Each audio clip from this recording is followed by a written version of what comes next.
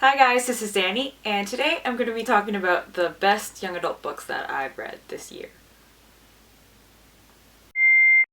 Today I'm going to be talking about the best young adult books that I read in 2014. These two books that I read really stuck to me.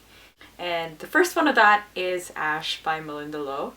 It's been marketed as a lesbian Cinderella, but I personally think it is a lot more than that. It's so much more than that. That queer love story is shown in the book. It's told with this degree of nonchalance that I would have liked to see now in society. Like, there's a part in the book where Ash sees a couple of women dancing and then celebrating, and then there's love in their eyes, and then Ash sees them kissing, and everyone around them are just, okay, this is something that happens normally. So those characters, or those people who are not in a heteronormative relationship, they're not othered.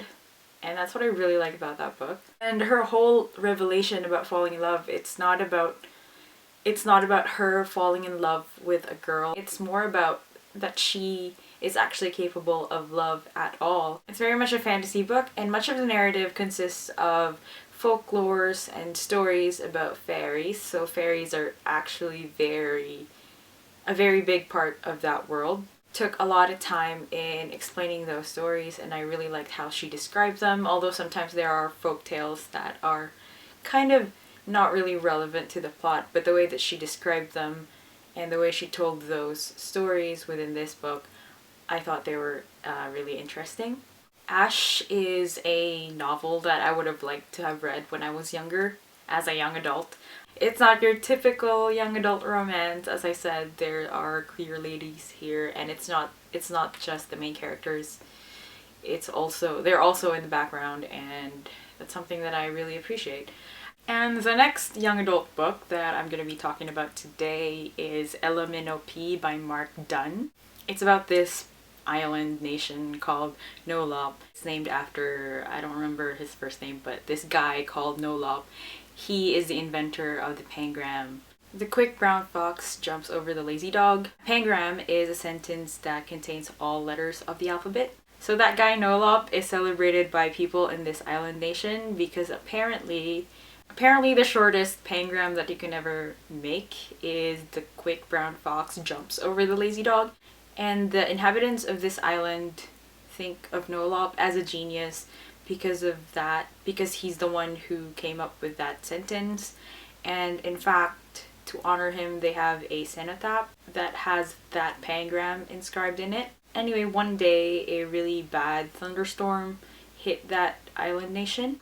One of the letters fall, and the High Council, they decided that letter which fell, I think it was Q or Z, they decided that letter should no longer be used. Every word that contains that letter, you can't utter them anymore. The thunderstorm kind of comes back, and then some letters keep falling off, and as you can imagine, it's chaos. One of the most important books I've ever read is 1984 by George Orwell, and that talks about controlling people through controlling the language that they are allowed to use.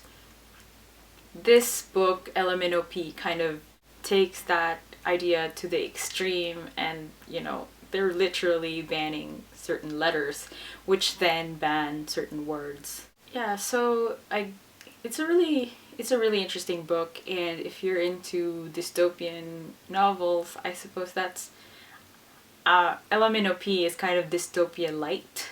So if you're looking to start reading dystopian books, I would suggest that as a starting point. So those are the young adult books that I read in 2014 that really stood out to me, and if you have any opinions about them, I'd like to hear about those. Right, thank you, bye.